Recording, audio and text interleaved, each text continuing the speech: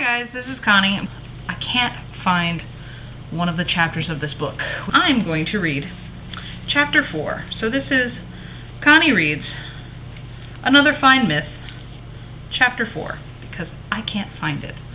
And I need to read it if I want to complete the playlist. So here we go. We've got, 5 minutes before a beeper goes off, so we should be fine. Careful planning is the key to safe and swift travel. A quote by Ulysses.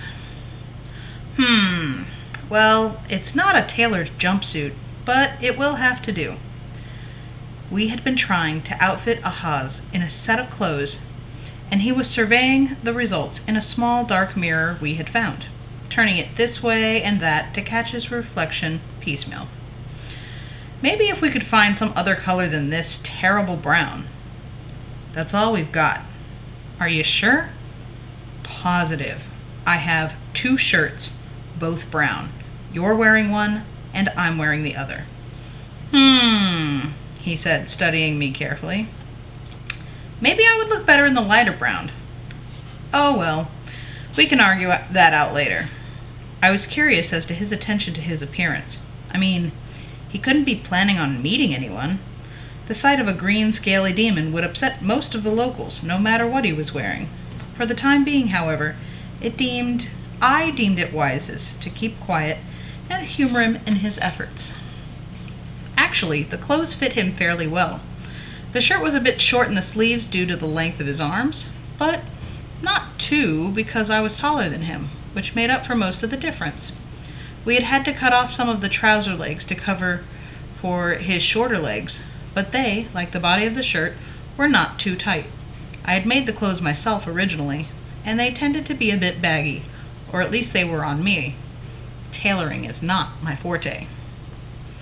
He was also wearing Garkin's boots, which fitted him surprisingly well. I had raised minor protest to this until he pointed out that Garkin had no further use for them, but we did. Pragmatism, he called it. Situational ethics, he said. It would probably come in handy if I was serious about becoming a magician. Hey kid, Ahaz's voice interrupted my thoughts. He seemed to be occupied rummaging through the various chests and cupboards of the hut. Don't you have anything here in the way of weapons? Weapons? Yeah, the things that killed old Garkin there. Swords, knives, bows, stuff like that. I know what they are. I just wasn't expecting you to be interested in them, that's all. Why not? Well, I thought you said you were a magician. Well, we aren't going to go through all that again, are we, kid? Besides, what's that got to do with weapons? It's just that I've known a magician who used weapons. I've never known a magician who used weapons other than his powers. Really? How many magicians have you known? 1, I admitted. Terrific. Look, kid, if old Garkin didn't want to use weapons, that's his problem. Me?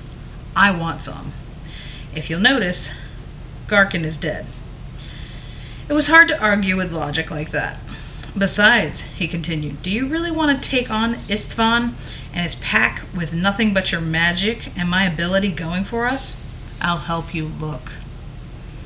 We went to work rummaging for weapons, but aside from the crossbow that killed Garkin, we didn't find much. One of the chests yielded a sword with a jewel-encrusted handle, and we discovered 2 knives, one white-handled and one black-handled, on Garkin's workbench. Aside from those, there was nothing even remotely resembling a fighting utensil in the hut. Ahaz was not overjoyed. I don't believe this. A sword with a cruddy blade? Bad balance and phony jewels in the handle, and 2 knives that haven't been sharpened since they were made? Anybody who keeps weapons like this should be skewered.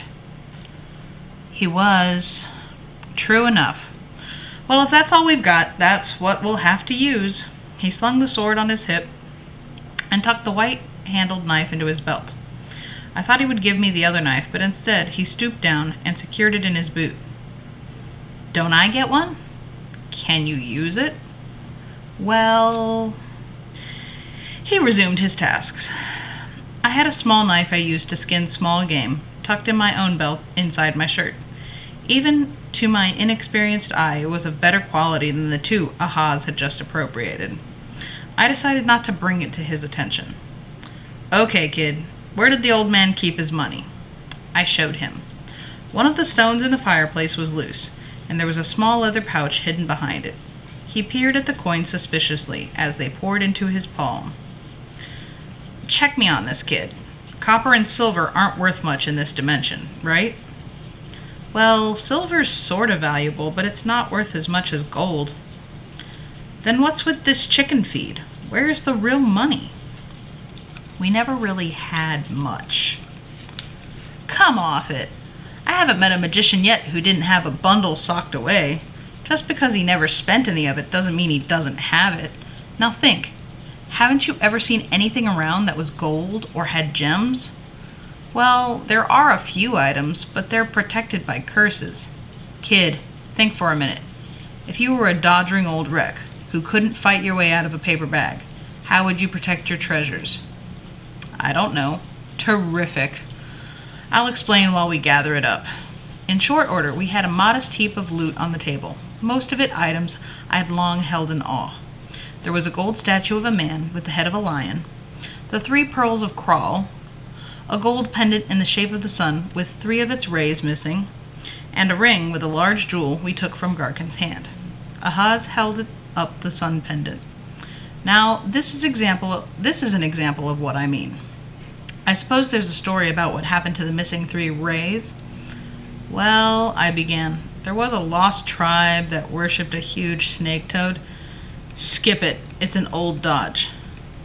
What you do is take your gold to a craftsman and have him fashion it into something with a lot of small out-juttings like fingers or arms, or he held up the pendant. Rays of sun. It gives you the best of both worlds. First, you have something mystical and supernatural. Add a ghost story and no one will dare to touch it. Second, it has the advantage that if you need a little ready cash, you just break off a ray or an arm and sell it for the value of the gold. Instead of losing value, the piece of the remaining item increases because of its mystical history. The strange circumstances under which it was torn asunder. Purely fictional, of course. Strangely enough, I was not surprised. I was beginning to wonder if anything Garkin had told me was true. Then none of these things have any real magical powers or curses? Now, I didn't say that. Occasionally you stumble across a real item, but they're usually few and far between. But how can you tell the real thing from a fake? I take it that Garkin didn't teach you to see auras. Well, that figures. Probably was afraid you'd take his treasure and run. Okay, kid, time for your first lesson. Have you ever daydreamed? Just stared into something and let your mind wander? I nodded. Okay, here's what you want to do. Scoot down in your chair until your head is almost level with the table. That's right. Comfortable? Fine. Now, I want you to look across the table at the wall. Don't focus on it, just stare at it and let your mind wander. I did as he said. It was hard not focusing on a specific point, so I set my mind to wandering. What to think about? Well, what was I thinking about when the candle almost lit? Oh yes, I am Skeeve. I am powerful, and my power is growing daily. I smiled to myself. With the demon's aid, I would soon become a knowledgeable sorcerer, and that would just be the start. After that, Hey, I said, sitting upright. What did you see? It was, well, nothing, I guess. Don't give me a hard time, kid. What did you see? Well, for a second there, I thought I saw a sort of red glow around the ring, but when I looked at it squarely, it disappeared. The ring, eh? It figures. Well, that's it. The rest of the stuff should be okay. He scraped the rest of the loot into a sack, leaving the ring on the table. What was it? What? Oh, what you saw. That was an aura. Most people have them. Some places do. But it's a sure test to check if an item is truly magical. I'd be willing to bet that the ring is what old Garkin used to fry the assassin. Aren't we going to take it with us? Do you know how to control it? Well, no. Neither do I. The last thing we need is to carry around a ring that shoots fire, particularly if we don't know how to activate it. Leave it. Maybe the others will find it and turn it on themselves. He tucked the sack into his waistband. What others? I prompted. Oh, the other assassins. What other assassins? I was trying to be calm, but I was slipping. That's right. This is the first time you've tangled with them, isn't it? I would have thought Garkin... Ahaz, could you just tell me? Oh, sure, kid. Assassins never work alone. That's why they never miss. They work in groups of 2 to 8. There's probably a backup team around somewhere. Realizing Istvan's respect for Garkin, I'd guess he wouldn't send less than 6 out on an assignment like this. Maybe even 2 teams. You mean all this time you've been fooling around with clothes and swords, and there's been more assassins on the way? Relax, kid. That's the backup team. They'll be waiting a ways off, and won't move until tomorrow at the earliest. It's professional courtesy. They want to give this bozo room to maneuver. Besides, it's tradition that the assassin who actually does the deed gets first pick of any random booty lying around before the others show up to take even shares. Everyone does it. But it's considered polite not to notice some of the loot has been pocketed before the official split. How do you know so much about assassins, Ahaz? Went with one for a while. Lovely lass. But she couldn't keep her mouth shut, even in bed. Sometimes I wonder if any profession really guards its secrets as closely as they claim. What happened? With what? With your assassin. None of your business, kid. Ahaz was suddenly brusque again. We've got work to do. What are we going to do? Well, first, we bury the imp. Maybe it'll throw the others off our trail. With any luck, they'll think he grabbed all the loot and disappeared.